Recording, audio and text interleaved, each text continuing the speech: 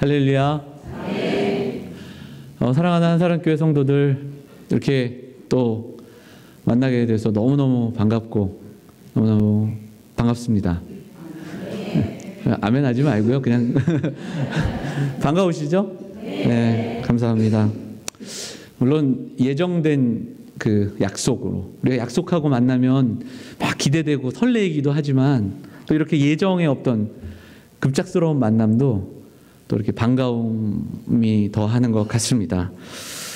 오늘 이렇게 한사랑교회 온다니까 저희 아이들이 굉장히 좋아하더라고요. 네. 집에서 이제 아무래도 집에서 예배하는 게 좀 아직 여러 가지 힘듦이 있겠죠. 아이들에게는. 아이들이라고는 둘밖에 없으니까. 그래서 이제 막 제가 이번 주에는 내가 한사랑교회 갈 거다 이렇게 얘기하니까 좋아하더라고요. 또 애들은 또 식사가 너무 맛있었다고. 그리고 둘째는 저희가 9월 달에 왔을 때 감자탕을 해주셨는데 감자탕 이렇게 얘기를 하더라고요. 그 교회예요? 물론 우리가 식사가 기대되는 것 이것도 좋습니다. 우리가 또 주시는 일용할 양식을 기대하는 것도 좋지만 이 시간 하나님 앞에 예배할 때 맛보면 맛볼수록 귀한 하나님의 말씀을 기대하는 성도들 되시기를 주님의 이름으로 축원합니다. 예배를 통해서 하나님의 말씀이 기대되고 그 말씀이 우리에게 힘이 되는 그런 귀한 시간 될 수 있기를 간절히 소망합니다. 우리 양옆에 있는 분들 인사 좀 하겠습니다. 앞뒤에 있는 분들도 잘 오셨습니다. 반갑습니다. 인사하도록 할까요?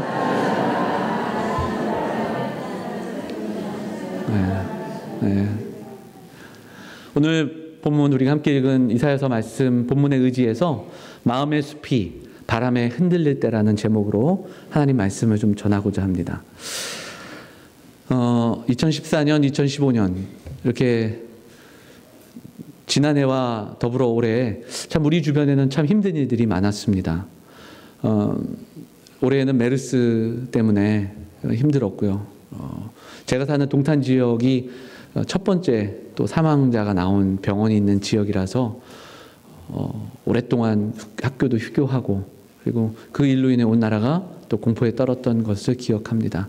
지난해의 세월호 사건 역시 우리에게 앞으로도 참 오랫동안 잊을 수 없는 아픈 사건이기도 하지요.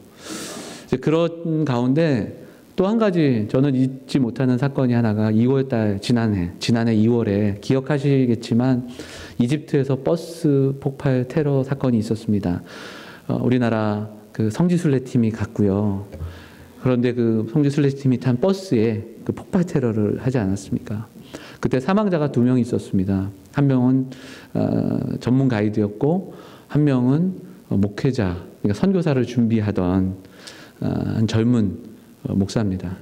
근데 안타깝게도 그 선교사를 지원하던 그 목사님이 저와 청년부 시절에 오랫동안 함께 신원예담교회 청년부 시절을 함께 보냈던 후배 목사님이었습니다.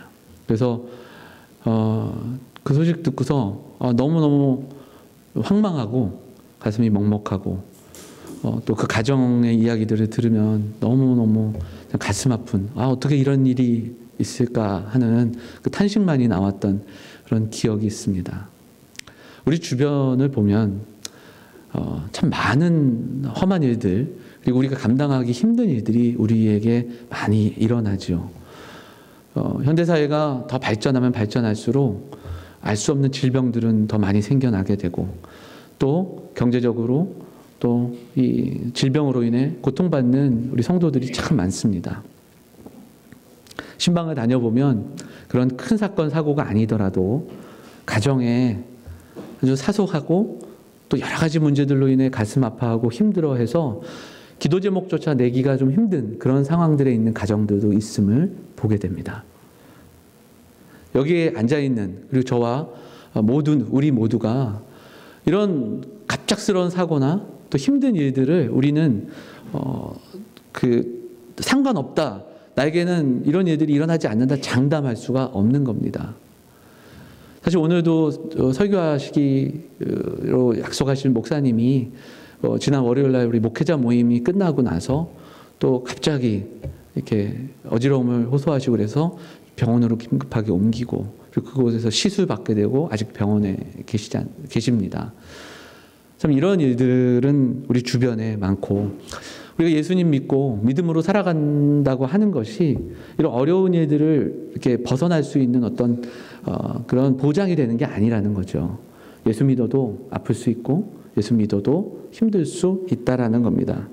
그래서 우리 삶에 걱정이 있고 두려움이 있고 근심이 있습니다. 근데 중요한 것은 근심이 있고 그리고 이런 일들이 올 때 두려워하는 것, 이게 잘못된 게 아니라 이 상황 속에서 우리가 신앙으로 살아간다는 건 이 일들 앞에 우리가 어떻게 이걸 해석하고 또 이 상황들을 어떻게 이겨낼 수 있는가가 바로 우리에게 주어진 믿음이요 또 이 신앙의 힘이라는 것을 우리가 기억해야 합니다. 그래서 오늘 본문 말씀을 좀 붙잡고, 근심과 걱정이 많은 세상이지만 이 세상 속에서 어떤 신앙인들로 우리가 서야 하겠는가, 좀 말씀 앞에 정직하게 우리가 설 수 있는 시간이 되었으면 좋겠습니다. 자, 오늘 본문 말씀을 좀 먼저 좀 살펴보면, 본문 말씀은 배경은 이스라엘이요. 이스라엘이 솔로몬 이후에 우리나라처럼 남과 북으로 나뉘었습니다. 이건 잘 아실 겁니다. 그래서 남쪽은 유다요, 북쪽은 북이스라엘로 이름되어지는 어떤 두 나라로 이렇게 갈라진 것을 우리는 알고 있습니다. 오늘 본문의 배경이 되는 그 왕들의 이름이 본문에 나옵니다. 북이스라엘은 왕이 베가라는 왕이었습니다. 그리고 남쪽 유다의 왕은 아하스였어요. 자, 그런데 북쪽 이스라엘 왕 베가가 여러 가지 정세를 살펴보니까 북이스라엘을 그렇게 위에서 그림을 보면서 좀, 성경 공부 시간 같은 경우는 막 지도도 그리면서 좋은데 설교 시간이니까 좀 이 머릿속으로 좀 그려주시면 좋겠습니다. 북이스라엘 위에 아수르라는 나라가 있었어요. 근데 이 나라가 점점 성장하니까 북이스라엘 왕 베가가 아수르를 향하여 아수르를 좀 공격해야겠다. 아수르가 더 이상 밑으로 내려오지 못하게 뭔가를 보여줘야겠다. 이런 생각을 하고 북이스라엘 옆에 있던 아람이라는 왕, 여기도 이름이 나오는데 르신과 함께 그 북이스라엘이 아람과 함께 아수르를 공격하려고 한 겁니다. 그런데 우리 둘만 하지 말고 유다 왕에게도 함께 하자. 이렇게 세 나라가 연합해서 아수르를 치고자 했어요. 그런데 이때 유다의 왕이 누구였냐면 아하스라고 말씀드렸죠. 아하스 왕이 머리를 이렇게 굴린다고 하나요? 머리를 여러 가지로 쓴 겁니다. 생각해 보니까 이 두 나라보다 아수르가 더 센 거예요. 그러니까 유다의 왕 아하스는 북이스라엘과 아람과 손잡지 않았어요. 그리고 아수르의 눈치를 살펴보게 되는 겁니다. 그러니까 북이스라엘과 아람이 화가 났어요. 아니, 아수르를 함께 쳐야 되는데 왜 우리와 함께 하지 않는 거야? 그럼 우리가 먼저 아수르를 공격하기 전에 남쪽으로 가서 아람과 북이스라엘이 합쳐서 유다를 먼저 공격하자. 이렇게 해서 유다를 먼저 공격하게 됐던 그런 시기에 유다의 형편이 어떠했는가를 보여주는 그러한 말씀이 오늘 말씀의 배경입니다. 그러니까 갑자기 북이스라엘과 아람이 아수르가 아니라 유다를 공격해 내려온다니까 유다 왕 아하스와 유다의 백성들은 떨기 시작하는 겁니다. 막 긴장하고 두렵고 갑자기 이런 일들이 벌어지니까 어찌할 바를 몰라 하는 거죠. 그 상황이 오늘 본문에 그들의 마음의 형편이 나와 있어요. 그게 2절 말씀이에요. 2절 한번 다시 볼까요? 2절에 보면 어떤 사람이 다윗의 집에 알려 이르되 아람이 에브라임과 동맹하였다 하였으므로, 그 다음 한번 같이 읽어볼까요? 왕의 마음이, 시작. 왕의 마음과 그의 백성의 마음이 숲이 바람에 흔들림같이 흔들렸더라. 이 표현, 성경에는 이런 문학적인 표현이 참 많습니다. 시적인 표현. 그래서 제가 오늘 제목을, 이 말씀을 조금 바꿔서 마음의 숲이 바람에 흔들렸다. 이런 멋진 표현으로 제가 한번 바꿔봤어요. 제목이 멋지지 않습니까? 저도 나름대로 문학적인 표현으로 제목을 정해봤는데요. 이게 본문을 묵상하면서 그런 것 같아요. 지금 유다의 형편을 보면서 그리고 유다가 벌벌벌 이렇게 마음이 흔들리는 것 같은 이 모습이 바로 서두에 말씀드렸던 예상치 못했던 어려움, 속상한 일들, 그리고 정말 황망한 일들을 당했을 때, 그리고 주변에 일어나는 작은 일들, 경제적인 어려움들, 자녀의 문제, 또 교회 안에 있는 여러 가지 문제들, 이런 것들로 인해 흔들리고 또 아파하는 우리들의 모습이 이 말씀에 비춰지지 않는가. 또 이 말씀을 통해서 좀 한번 그런 묵상을 한번 함께 해보기를 원합니다. 누구나 인생을 살면 평탄한 삶을 원합니다. 계획한 일들이 하나 둘씩 잘 맞아 떨어지면 그게 너무 감사하고 그걸 통해 하나님께 영광 돌리고 싶은 것이 우리의 정말 당연한 마음일 겁니다. 그런데 그렇게 됩니까? 여러분, 계획하고 생각한 대로 일이 착착 진행이 됩니까? 그렇지 않죠. 그렇게 되지 않습니다. 때로는 삶이 우리를 속이고 또 우리의 기대와는 다른 상황에 우리는 직면합니다. 자녀들을 정말 사랑으로 키워도 부모가 기대하는 것과는 다른 길로 갈 때가 있고 또 부모의 기대와는 다른 그런 기대를 또 품게 될 때도 있고 우리의 사업도 마찬가지고 우리의 가정의 모습도 마찬가지입니다. 그 모습이 바로 오늘 유다 백성들의 모습과도 같다라는 거죠. 마음의 숲이 바람에 흔들리는 겁니다. 오늘 본문으로 돌아가면 유다 왕 아하스가 이렇게 힘들고 답답할 때 너무 이제 힘들어하니까 하나님이 이사야를 부르십니다. 그리고 이사야를 통해서 메시지를 전달하셔요. 어떤 말씀을 전달하시냐면 하나님께 피하라는 거예요. 결국 여호와의 징조를 구하라. 이 말씀은 뭐냐면 답은 하나님께 있다. 하나님께 나아가라. 하나님께 피난처가 되신다라는 말씀, 원론적이면서도 근본적인 말씀을 주고 계십니다. 그렇습니다. 하나님께 답이 있어요. 하나님이 답입니다. 이걸 믿으십니까? 이걸 우리가 믿습니다. 그런데 문제는 이제 아하스의 대답이 어떤가 한번 보세요. 12절 말씀 한번 볼까요? 12절 말씀 같이 읽어보겠습니다. 시작.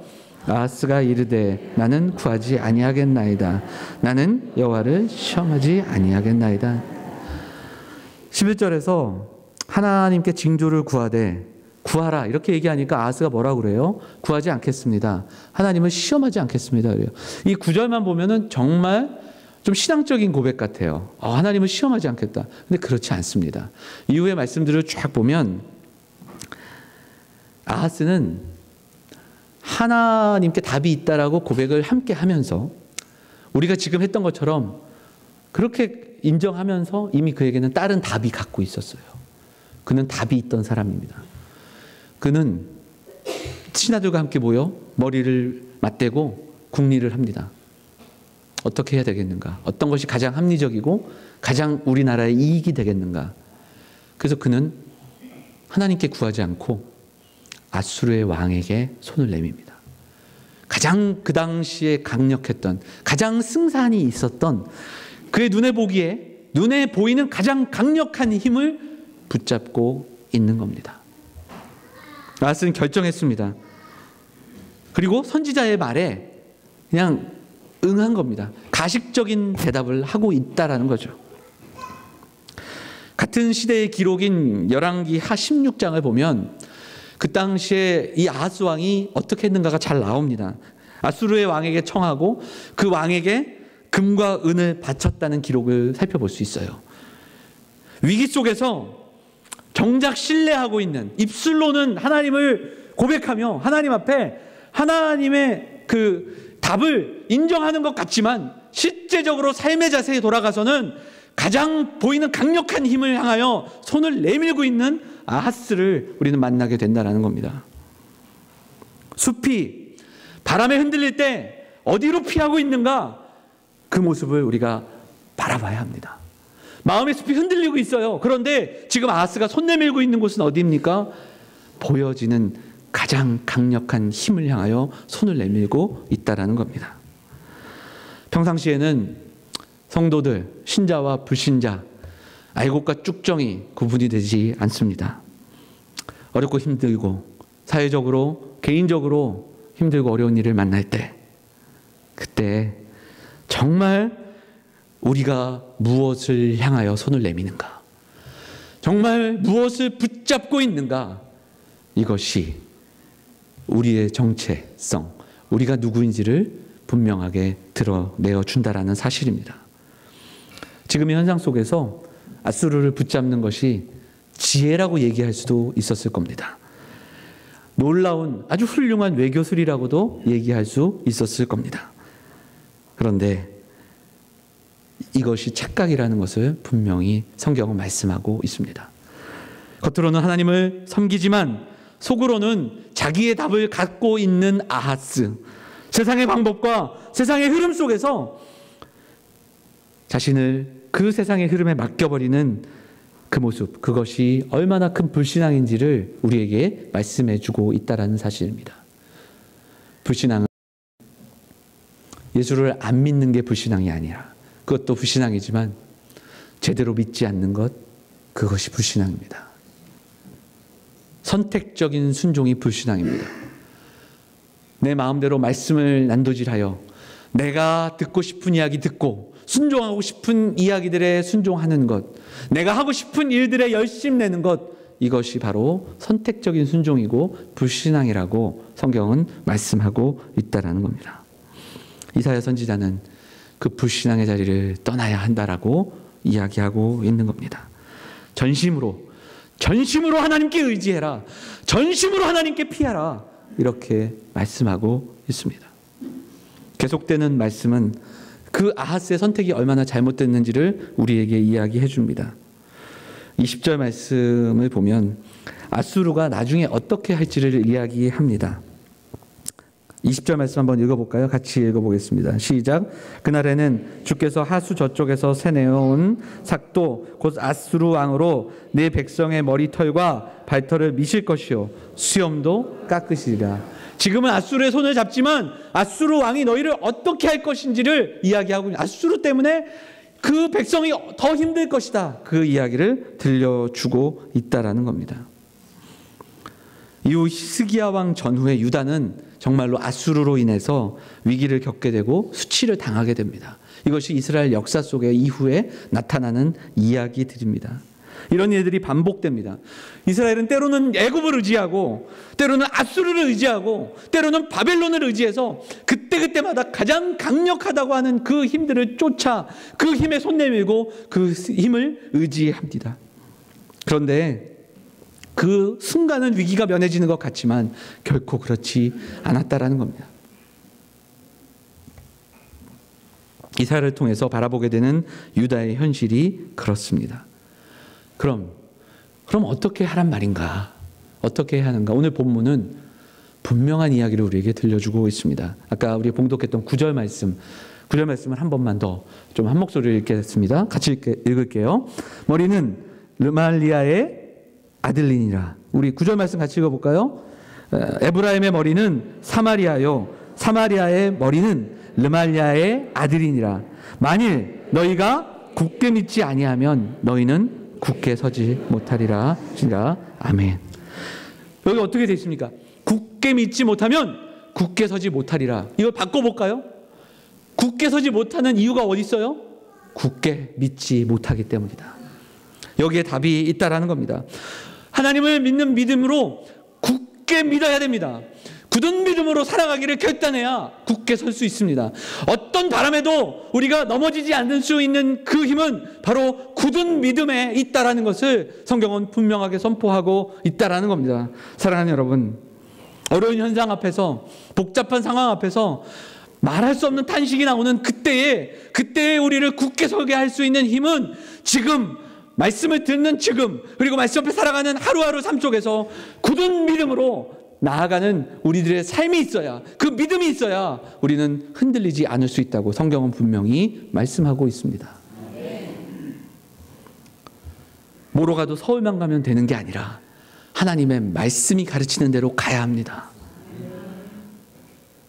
상황이나 환경이 아니라 바로 믿음이 문제라는 것을 이야기하고 있습니다. 그래서 고난을 겪을 때, 위기 앞에서 어려움을 이거 어떻게 이겨나갈까? 하나님, 이거 이겨내게 해주십시오. 이 전의 기도는 하나님 믿음을 주십시오. 하나님, 이 고난을 해석할 힘을 주십시오. 하나님, 지금 내게 주시는 하나님의 뜻을 깨닫게 해주십시오. 이 기도가 우리의 기도가 되어야 한다라는 사실입니다. 굳게 믿지 아니하면 굳게 서지 못하리라. 낙심하고 흔들리기 이전에 굳은 믿음을 위하여 말씀 앞으로 나아가고 기도하는 우리 사랑하는 성도들 되시기를 간절히 소망합니다. 오늘 이 구절 말씀을 이렇게 계속 보면서 말씀을 연구하면서 이 구절 말씀이 원어로 어떻게 되어 있는가를 살펴보니까 아주 재미있는 구절이더라고요. 어떻게 되어 있냐면 히브리어로 임노타미누 키로테아메누 뭐 이런 걸 뭐 여러분 알 필요는 없으시고요. 근데 중요한 게 뭐냐면 여기서 티아미누 테아메누 이 그 단어가 두 번 쓰여요. 그러니까 굳게 서는 것과 굳게 믿는 게 다르지 않아요. 같은 단어예요. 그래서 이 단어의 어원을 찾아보니까 아멘입니다. 아멘이에요. 테아메누 티아메누 다 아멘이에요. 이걸 이렇게 바꿀 수 있습니다. 아멘하지 못하면 아멘할 수 없어요. 근데 이 아멘이 입술의 아멘이 아니라요. 내 삶에 주시는 하나님의 말씀 앞에 믿음으로 아멘하고 우리가 살아가는 하루하루 속에서 그 살아계신 하나님 앞에 아멘으로 나아가지 않으면 삶 속에서 어떤 상황 속에서 어렵고 힘든 일들을 만나도 아멘으로 반응할 수 없다라는 겁니다. 우리 한번 해볼까요? 아멘하지 않으면 아멘할 수 없다. 맞아요. 진정한 아멘이 우리에게 있어야 됩니다. 말씀이 선포될 때 아멘 해야 돼요. 그러니까 입술의 아멘이 아니라 제가 드리는 말씀은 뭔지 알죠? 마음. 아멘. 하나님 그렇습니다. 그렇게 살겠습니다. 그 고백이 있어야 됩니다. 그렇게 살아갈 때 힘들고 어려울 때 흔들릴 수밖에 없을 때 그때 그 상황에 우리는 해석할 수 있는 힘이 생기는 겁니다. 그리고 그 상황 속에서도 먼저 믿음으로 반응할 수 있다라는 겁니다. 하나님만을 전적으로 믿고 나갈 수 있겠느냐? 아니면 하나님을 믿는 것 같지만 뒤로는 또 다른 것들을 붙드는 그런 삶을 살아가는 아하스처럼 살아가겠느냐? 이 말씀을 통해서 우리는 묵상해 볼 수 있다라는 겁니다. 오늘 말씀을 다시 한번 좀 정리하면서 우리 세 가지 정도 기억하고 좀 적용하면서 우리 함께 기도했으면 좋겠습니다. 어떻게 우리가 굳게 서며 어떻게 굳게 믿으며 그 믿음으로 살아갈 수 있겠습니까? 첫째는 보여지는 역사가 아니라 그 이면의 역사까지도 주장하고 계시는 역사의 주인 되시는 하나님을 만나며 그 하나님을 붙드는 인생이 되시기를 주님의 이름으로 축원드립니다. 7장 4절에 한번 읽어보면 그냥 눈으로 한번 보시면 그들은 그러니까 르신과 아람과 르말리아의 아들이 심히 노할지라도 이들은 연기나는 뭐 같다고요? 두 부직갱이 같다. 이렇게 이야기하고 있습니다. 하나님 보시기엔 그런 거예요. 하나님은 지금 그들 때문에 벌벌 떨고 있지만 그들은 뭐다? 부직갱이인 거예요. 왜냐하면 하나님이 이 역사를 주관하십니다. 하나님이 역사의 주인 되십니다. 이게 우리의 고백이에요. 이것을 분명히 믿어야 됩니다. 출애굽기를 보면 이스라엘 백성들이 출애굽할 때 10가지 재앙이 있지 않습니까? 피, 개구리, 이, 파리, 쭉 해서 장자의 죽음까지. 근데 이렇게 본문들을 쭉 살펴보면 그런 구절들이 나와요. 그러니까 애굽왕 바로의 마음이 완악했다. 그죠? 바로가 막 흔들리다가 안 돼. 또 그러면서 재앙이 있으니까 막 더 떨어요. 떨다가 또 안 돼. 이렇게 얘기합니다. 근데 보이기에는 그 당시 사람들의 눈에는 바로가 애굽에서 이스라엘 백성들을 풀어주지 않은 것 같지만 성경에는 분명하게 이야기합니다. 찾아보지 않겠지만 출애굽기 10장에 그 구절이 있어요. 여호와께서 바로의 마음을 완악하게 하셨다는 거예요. 하나님이 이끌어 가십니다. 누가복음에 보면 누가복음 2장에 보면 그 예수님 태어날 당시에 그 유대 왕과 로마의 황제 이름이 함께 나옵니다. 그래서 로마의 황제가 다 함께 그 호적을 하게 하잖아요. 그래서 결국은 그것 때문에 요셉과 마리아가 어느 동네로 갑니까? 베들레헴으로 가게 되잖아요. 그래서 그 구절만 읽어보면 로마의 황제 때문에 그들이 베들레헴에 간 거예요. 그게 맞습니다.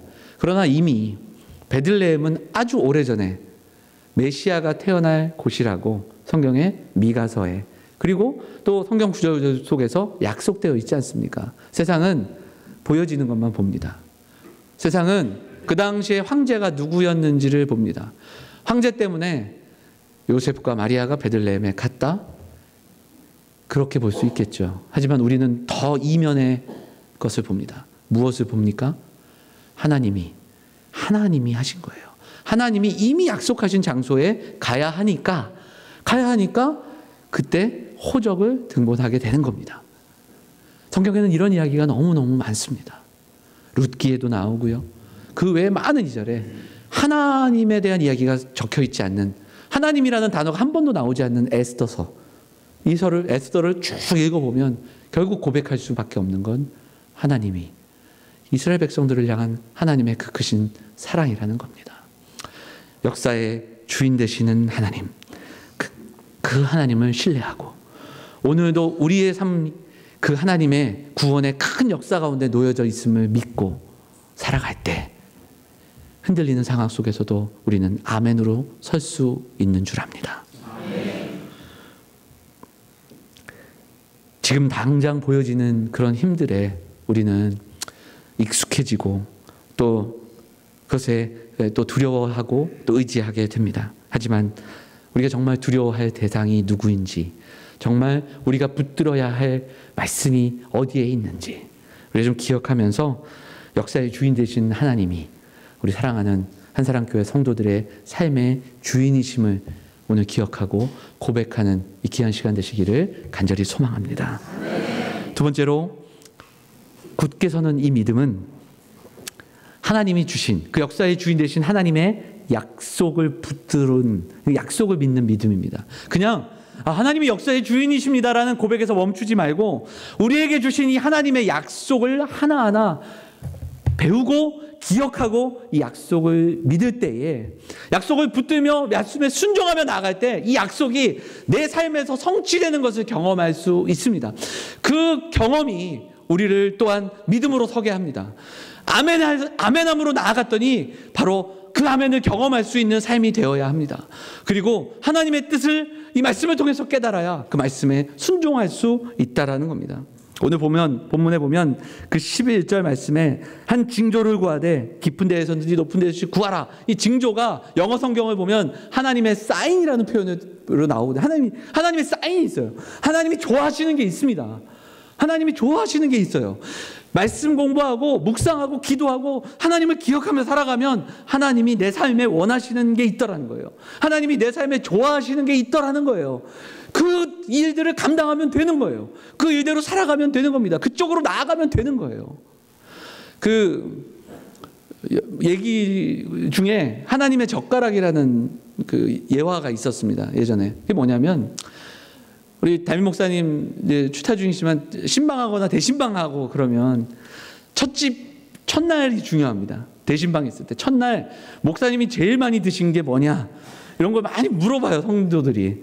그러면 이제 그 다음날도 아무래도 그 반찬이 계속 나온대요. 목사님 젓가락이 제일 어디 많이 가더냐. 안천교회 있을 때 지난 이제 3주 동안 우리 설교하셨던 유영선 목사님, 제가 6년 동안 함께 안천교회 같이 섬기고 또 같이 사역했는데 잊을 수 없는 기억이 하나 있었어요. 저희가 그 신방 때 한 번은 식사를 전혀 안 하고 그냥 간식만 이제 놓고 이제 신방을 하기로 약속하고 성도들하고 하는데, 모르겠어요. 목사님이 딸기를 많이 드셨나 봐요. 딸기를 잘 드셨나 봐요. 어느 날 갔는데 5집을 신방하는데 딸기가 계속 나오는 거예요. 5번째는, 저 딸기 굉장히 좋아하는데 5번째는 정말 먹기 힘들더라고요. 그것도 이만한 딸기를 주시는데 그 마음을 아니까, 성도들이 얼마나 귀한 마음이겠어요. 제일 많이 드셨던 거. 근데 하나님이 마음을, 하나님의 말씀이 내 삶에서 이렇게 적용될 때 하나님이 좋아하시는 게 있잖아요. 하나님이 기뻐하시는 게 있어요. 하나님의 약속 안에 담겨져 있습니다. 그래서 우리가 하나님의 약속을 붙들어야 됩니다. 그래야 믿음으로 설 수 있고 굳건하게 설 수 있음을 기억하는 우리 성도들 되시기를 간절히 소망합니다. 마지막으로 우리가 어떻게 믿음으로 굳게 설 수 있을까? 오늘 말씀을 여러 번 읽고 묵상하는 가운데 그 역사의 주관자 되시는 하나님, 그 하나님이 주신 약속의 말씀, 우리가 그렇게 나아가면 우리가 애써 그래 하나님 말씀대로 살아야지 이 이전에 우리가 만나게 되는 하나의 지점이 있습니다. 그게 뭐냐면 우리를 향한 하나님의 사랑입니다. 내가 내가 하나님 열심히 믿어야지. 역사의 주인 되신 하나님, 그래, 하나님 말씀대로 살아봐야지. 뭐 그냥 우리가 힘쓰고 노력해야 되지만 그 전에 그렇게 우리가 나아가면 만나는 지점이 있다고요. 그게 어디냐면 하나님의 사랑입니다. 이미 우리를 부르시고 우리를 사랑하시는 하나님을 만나게 된다는 겁니다. 14절 말씀 같이 읽어볼까요? 14절 말씀 같이 읽겠습니다. 시작. 그러므로 주께서 친히 징조를 너희에게 주실 것이라. 보라, 처녀가 잉태하여 아들을 낳을 것이요 그의 이름을 임마누엘이라 하리라. 아멘. 자, 보세요. 우리가 잘 아는 말씀 아닙니까?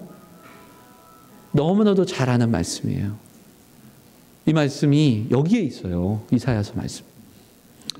물론 이 말씀을 해석할 때 이 그 처녀가 잉태하여 아들을 낳을 것이다. 이게 성경을 보면 이 협의의 해석 그리고 광의 해석 이런 게 여러 가지가 있으면서 이 말씀을 단순하게 아하스가 이제 나중에 뭐 얻게 되는 자녀에 대한 그 예언이라고도 해석하지만 결국은 우리가 이 말씀을 알잖아요. 이 말씀은 이후에 우리를 향하여 주신 하나님의 사랑 누굽니까? 예수 그리스도.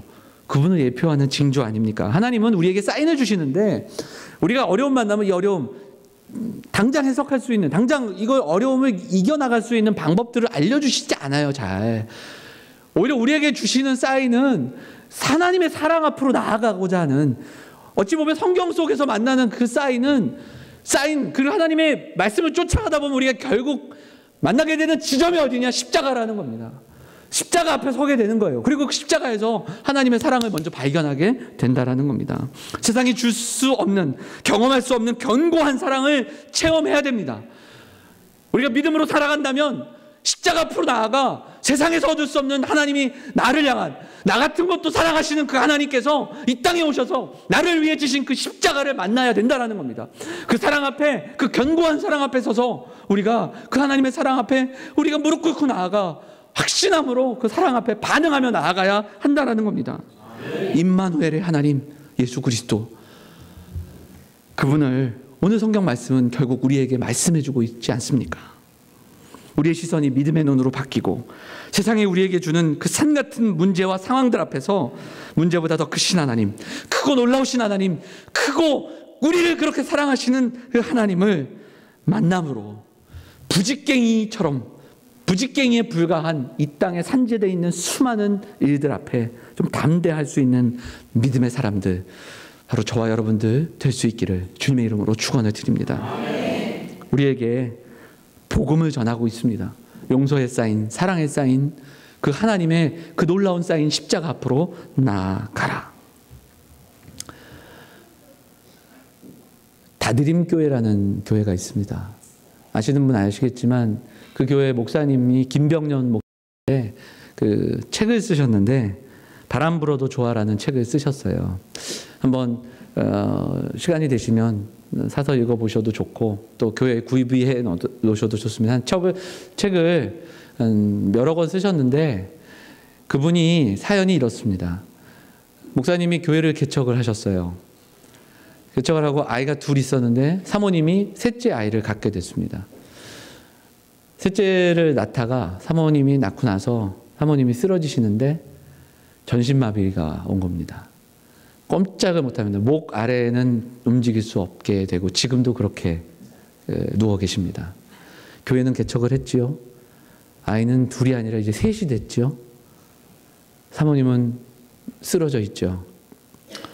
어떻게 이걸 감당해야 될까? 이 상황들 속에서 그분이 고백하고 쓰셨던 책이 바로 바람 불어도 좋아와 그 외에 다른 책들입니다. 그런 이야기를 우리에게 들려줍니다. 모든 것을 포기하고 싶을 때, 이제는 못하겠다. 내가 이거 감당할 수가 없다. 그렇게 하루하루를 보내게 되던 어느 날 하나님이 주셨던 그 마음, 내 꿈이 먼저가 아니라 그분의 사랑이 먼저였다라는 걸 깨달았다. 미래의 꿈이 아니라 오늘 하루하루를 하나님을 사랑하며 살아가야 하는 것, 그게 나의 꿈이 되어야 한다는 것을 깨달았다. 그런 이야기를 들려줍니다. 진정한 믿음은 고통을 없애는 게 아니라 고통 속에서 살아계신 하나님 앞에 신실하게 나아가는 것입니다. 그 굳은 믿음을 소망하기를 원합니다. 전신마비로 누워있는 아내의 병수발을 하고 새 아이를 키우고, 그런 목회자, 목사님의 마음이 어떻겠습니까? 그런데 그 교회가 그 이후로 정말 든든히 세워져 갑니다. 그리고 그 책의 말미에 우리에게 이런 고백을 들려줍니다. 우리의 가정에, 우리 교회에 바람이 불어왔다. 그리고 그 바람 때문에 우리의 중심은 이동했다. 나에게서 하나님으로, 우리에게서 그분으로. 그래서 우리는 살아갈 수 있다. 바람이 불어도 우리는 믿음으로 살아간다. 너무나도 위대한 믿음의 고백 아니겠습니까? 너무 귀한 고백입니다. 오늘 성도들 가운데 인생의 바람 때문에 힘들어 하신 분이 있습니까? 자녀의 문제나 또 사업의 문제로 아프지만 또 이렇게 나와 있는 성도들이 있습니까?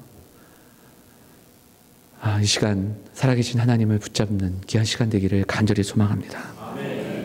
하나님의 사랑이 다시 한번 우리의 삶에서 확신되고, 십자가 앞에, 바로 그 앞에 내가 놓여져 있음을 확인하고, 그리고 그 하나님의 사인과 그 하나님의 사랑을 붙들며 살아갈 때 우리 삶에 주시는 그 풍성한 은혜를 경험할 수 있는, 굳은 믿음으로 살아가니까 굳게 설 수 있더라, 이 고백 들려줄 수 있는 우리 사랑하는 한사랑교회 성도들 되시기를 주님의 이름으로 축원합니다.